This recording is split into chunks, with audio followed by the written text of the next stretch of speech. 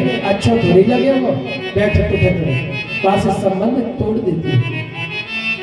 ऊंचा पद अगर कोई छोटा सा पार्षद हुआ जाए ना नगर पालिका को, तो भाई इतना अभिमान है या तो कि वो कहते सीधे मुंह बात ना करे। और जब नहीं जन्मा जगमाही नहीं जन्मा जगमाही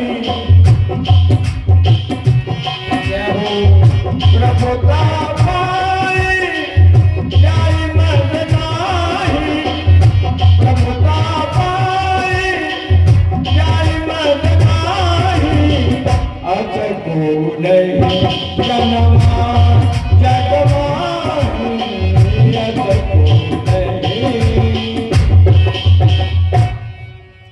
आज ऐसा ही हुआ। अंग महाराज के पुत्र जो बैल है बड़ा उद्दंड है, उसके बड़ा अभिमान है, संतों का अपराध करता है।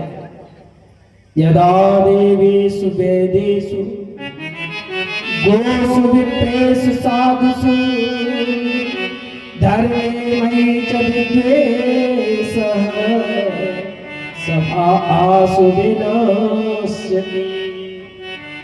देवताओं का के प्रति, वेदों के प्रति, गौओं के प्रति, ब्राह्मणों के प्रति और संतों के प्रति अगर कोई अपराध करता है तो उसका परिणाम भोगना पड़ता है।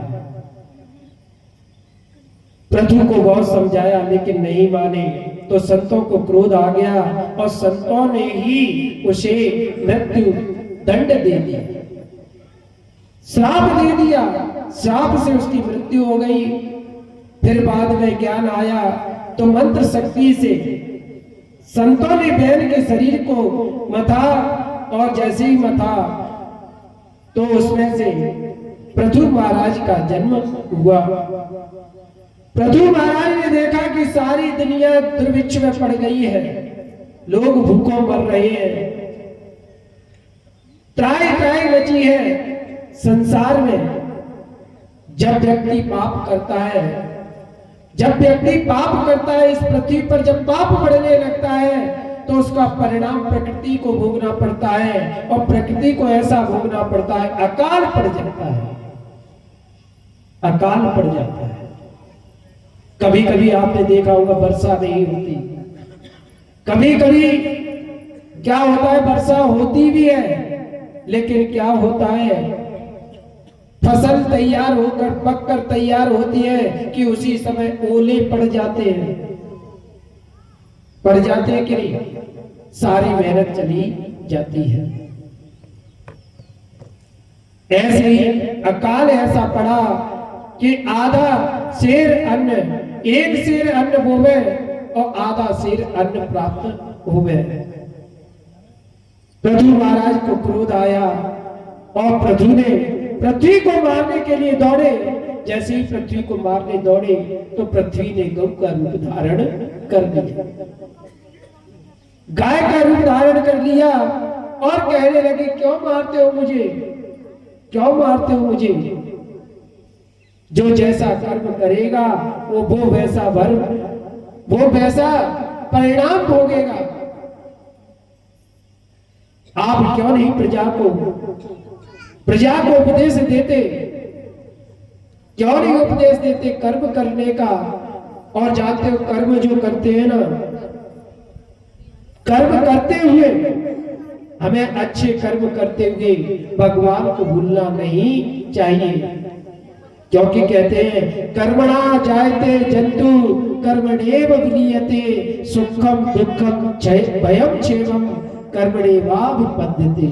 कि जैसा पेड़ बोगे वैसा ही फल पाओगे। कहते ना बोया पेड़ बबूल का तो आम कहां से हो। जब कांटों का पेड़ बोगे ना तो कांटे ही तो मिलेंगे, फल मिलते हैं। कई लोग कहते हैं कि भाग्य होगा तो मिल जाएगा। ये जो भाग्य की बात करते हैं ना, देखो भाग्य में ये जो कर्म नहीं करना चाहता उसे भगवान भी उसे नहीं देते। उस प्रकार से समझो जैसे आपको मैंने थाली दे दी, आपको थाली दे दी, भोजन परोस के दे दिया और आपसे कह दिया आप भोजन पालो। अब आप बैठे हो कि भाग्य में आप बैठे रहो, क्या स्वतः चला जाएगा भोजन? आपको कर्म करना पड़ेगा। पहले भोजन के निवाले बनाने पड़ेंगे, फिर निवाले बना करके मुंह तक ले जाना पड़ेगा और मुंह तक ले जा करके दांतों से चबाना पड़ेगा और दांतों से चबाओगे तब पेट में जाएगा और तब आपकी भूख शांत होगी। दिया प्रजा कर्म करने लगी और कर्म करने लगी, खुशहाली आ गई। लेकिन कहते हैं कर्म के साथ में परमात्मा की याद भी करनी चाहिए। पृथु महाराज ने यज्ञ किए, दान किए, पुण्य किए और जैसे ही पृथु महाराज ने 98 यज्ञ किए, 99वां जैसे ही कर रहे थे कि इंद्र को डर हो गया कि जैसे ही ये 100 यज्ञ हो जाएंगे तो ये इंद्र पद के अधिकारी हो जाएंगे। तो वहां आया और आकर के यज्ञ का घोड़ा चुरा ले गया। आज पृथु महाराज ने कहा कि ना मुझे स्वर्ग चाहिए, ना फ्लैट चाहिए, ना मुझे सुख चाहिए, मैं तो परमात्मा के लिए यज्ञ करता हूँ, बस मुझे तो परमात्मा के दर्शन चाहिए और मुझे कुछ नहीं चाहिए। भगवान नारायण प्रकट हो गए। भगवान